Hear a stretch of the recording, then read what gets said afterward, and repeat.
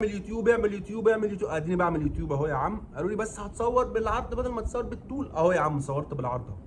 انا صورت بالعرض اهو. الحاجات المحتوى والله لا سيبها، والله ما هغير حاجه من مكانها، والله ما هغير حاجه من مكانها. خلي التاريخ يشهد ان دي اول حلقه ليا على اليوتيوب المصري، يعني تقدر تقول ان دي بدايه اليوتيوب المصري، دي بدايه البدايه. الفيديو ده محدش هيشوفه تقريبا. اصحى من النوم يا عماد، نتيجتك النهارده يا حبيبي. بابا قاعد في الصاله وجايب اللابتوب وجايب عمك سمير وخالك عبد الشافي وقاعدين في الصاله وقاعدين بيسنوا في نفسهم ومستنيين النتيجه بتاعتك على حر من الجمر. انت نايم بس انت مدرك بكل حاجه وعمال بتحلم بالنتيجه بتاعتك. انا صح كده ببص هنا؟ هو المفروض ابص هنا ولا ابص هنا؟ بس انت واعي وعارف لانك متوقع النتيجه في اي وقت. بالعكس انت نايم بتحلم انك قاعد في لجنه عربي عمال بتكتب لاتيني ومش فاهم اي حاجه من اللي بيتقال، وقدامك مدرس كرشه قدامه 3 متر ومدرسه ولا مراقبه معرفش بصراحه، اللي هم بيبقوا قاعدين دول وعمالين بيتكلموا بيعملوا كده وتضحك من غير ما تبقى في، يعني ما بيكونش فيه فيصل. على فكره انا بتلخبط كتير، انا بتلعثم كتير، واللعثمه دي نتيجه ضغط نفسي جبار. خلاص النتيجه ظهرت يا باشا، وعمك قاعد مستني وخالك قاعد بيسن وابوك كده كده انت عارف. يعني حاسس ان انا بقوله ده كليشيه قوي، حاسس ان انا بقوله ده ما هو كليشيه ليه؟ لان حاجه دارجه، يعني حاجه متعارف عليها. فانا هقول هنا ايه؟ يعني هقول حاجه. النتيجه بتاعتك ظهرت ويا ريتها ما ظهرت. انت جبت 36%. ايوه يا عماد انت جبت 36%.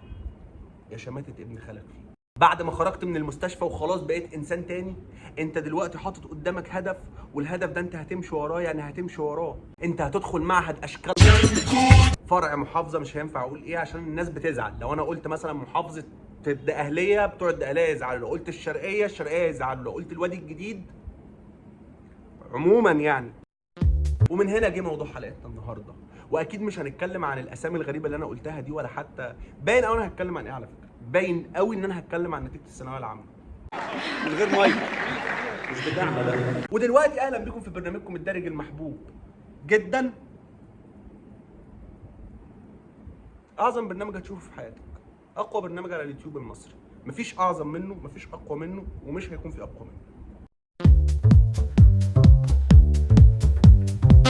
كم واحد قاعد مستني النتيجه، وكم واحد بيشتغل، وكم واحد ما بيشتغلش، وكم واحد بيشتغل وسايب الشغل وقاعد بيتفرج على برنامجكم الدارج المحبوب جدا. ثانويه عامه بالنسبه لناس كتير هي سنه تحديد مصير، وده الى حد ما يعتبر حقيقي، ولكن خلينا اخدك في رحله للمستقبل، وخلينا اثبت لك ان الموضوع مش زي ما انت متخيله خالص. يعني نفترض مثلا انك راجل مجتهد وذاكرت وعرفت انك تغش كل حاجه وجبت 99% ودخلت طب اسنان او صيدله او علاج طبيعي او اي كليه من الكليات ده لو انت علم علوم يعني، عشان طبعا بتوع علم رياضه دول يعني في حته تانية خالص، طبعا هندسه في حته تانية خالص، دول اذكى ناس في الكوكب، دول اكتر ناس بتفهم، دول خلاص يا عم، خلاص يا عم، انت اذكى واحد في الدنيا يا عم، انت اذكى واحد في الدنيا، ودماغك كلها ارقام وعمال بتحسب بقى. انت بص، طول ما انت حل معادله من الدرجه الرابعه او الثالثه ما اعرفش بصراحه. فلو انت دخلت كليه من الكليات العلميه الطبيه، فانت في الاول خالص في اول سنه هيبقى ليك شده كده، اللي هو انا دخلت كليه من كليات القمه، رايح جاي بالبلطو داخل المعمل في سيكشن اناتومي يا ماما، انا في سيكشن فيسيولوجي يا خالو، الدكتور راح الدكتور جه. اول سنه تاني سنه فرحان شويه بالبلطو اللي هو اللاب كوت، يعني لو انت في جامعه من الجامعات اللي بتدفع فلوس. تالت سنه اللاب كوت ده انت بتفرشه وتقعد عليه بقى خلاص. انت بتكون فاكر انك هتتخرج يا باشا بقى تشتغل في مستشفى من المستشفيات اللي هي قبض اكتر من 8000 جنيه في الشهر دي، والمستقبل بقى قدامك بقى، او تسافر السعوديه بقى او الكويت بقى وتعمل بقى يا باشا الملايين. والموضوع ما بيكونش كده خالص. تنزل تصطدم بسوق العمل هتلاقي قله ادب، لاعنين بتضرب فيك، حاسبن عليك، قله قيمه في الموضوع، في قله قيمه في الموضوع. فالموضوع مش زي ما انت متخيله خالص. ولا خليني اقول لك ان الكليات الطبيه دي كلها على بعضها هي شغلانه زيها زي اي شغلانه. مش معنى ان انت دخلت كليه طبيه فخلاص بقى انا خلاص بقى، لا خالص. يعني مش هتلعب بالملايين لعب، ولا انت هتبقى بقى الشخص كده ابدا يعني. تاني سيناريو هو انت تخش علم رياضه كليه الهندسه او الكمبيوتر ساينس. بعت لي رساله دلوقتي، ما اعرفش دي قطعت الفيديو ولا لا، حسبي الله ونعم الوكيل. طبعا اللي بيخش كليه هندسه او كمبيوتر ساينس، الكليات اللي هي فيها ارقام كتير وفيها 011 وحاجات زي كده، انا بصراحه ما افهمش قوي في الموضوع ده، بس كل اللي اعرفه ان انت بتجيب مسطره حرف تي حاجه كده، والشباب بتوع كمبيوتر ساينس بيجيبوا لابتوب بيلعبوا عليه جاتا او ما اعرفش بصراحه يعني، يحملوا جاتا متكركه ويلعبوا عليها من غير ما يكركوها. هم بيعرفوا يجيبوا، هم الكراك اصلا، هم بيعرفوا يعملوا الكود بتاع الكراك. طبعا حاسس ان الكليات دي كلها تهاجمني في الكود، بس مش مشكله، انا بقول واجري على الله، انا بقول واجري على الله، ولا فارق معايا حاجه. طبعا مع كامل احترامي لكل الناس دول كلهم. طبعا بتدخل كليه الهندسه، بتجيب المسطره حرف تي، بتجيب بلطو عشان عندك تقريبا ماده اسمها مصانع حاجه زي كده، بتخش اسمك الباشمهندس راح، الباشمهندس جه، واخد بالك، معاك المسطره حرف تي الكبيره بتاعتك، بتقيس بيها حاجات معرفش ايه اللي ممكن تقيس بيها حاجه حرف تي يعني. انا اعرف ناس صحابي كانوا بيقيسوا حاجات غير اللوح بالمسطره حرف تي.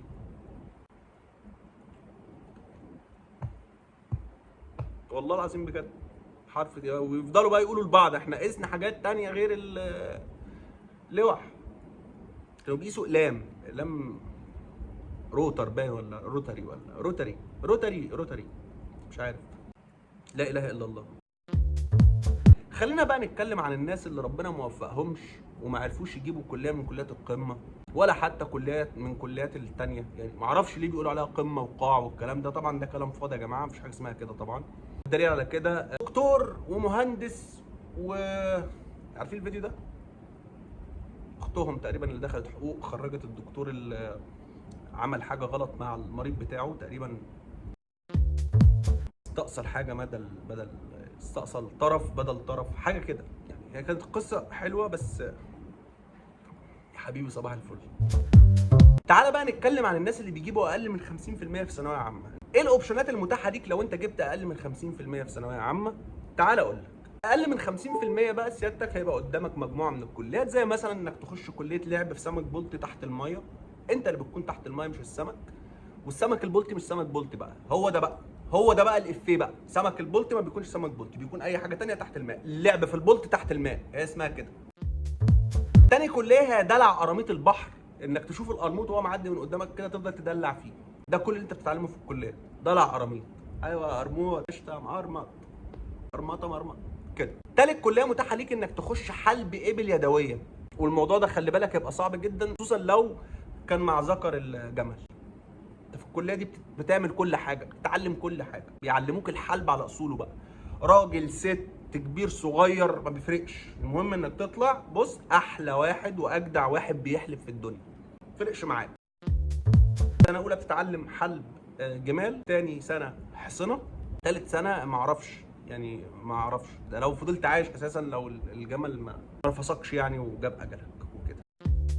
الاوبشن اللي بعد كده انك تخش كليه ولاد في شلاتين، والكليه دي يعني واضح قوي من اسمها انت هتتعلم فيها ايه يعني، كليه ولاد هتطلع ايه منها يعني. هي مش كليه كمان، هي معهد، لان هو عامل نفسه بقى فهمت. اللي عايزين نقوله مش مهم انت جبت كام في ثانويه عامه، المهم ان ثانويه عامه دي عملت فيك ايه، طلعت منها عامل ازاي. هل لما دخلت ثانويه عامه اتعلمت فعلا مهاره التفكير النقدي؟ هل اتعلمت مهاره التفكير النقدي؟ مش مهم انت جبت قد ايه، المهم في المستقبل هتجيب قد ايه. انا ما اقصدش اي حاجه من اللي جت في دماغك على فكره، في الاول وفي الاخر كلنا احرار. عايز تخش ثانويه عامه خش ثانويه عامه، عايز تخش ثانويه خش ثانويه، عايز اعمل اللي انت يعني، كلنا احرار، والله كلنا احرار. تقدر تقول ان انا خلصت كلامي، والحلقه دي مش قوي فاهم، بس الحلقات الجايه هتبقى قوي بقى، هتبقى كده. لا على فكره الحلقه دي قوي، انا بس بجس نبضك بشوفك هتقول ايه. كنت متخيل انك تقول لا الحلقه دي جامده فشخ، الحلقه دي جامده فشخ، ما تقولش اوعى تقول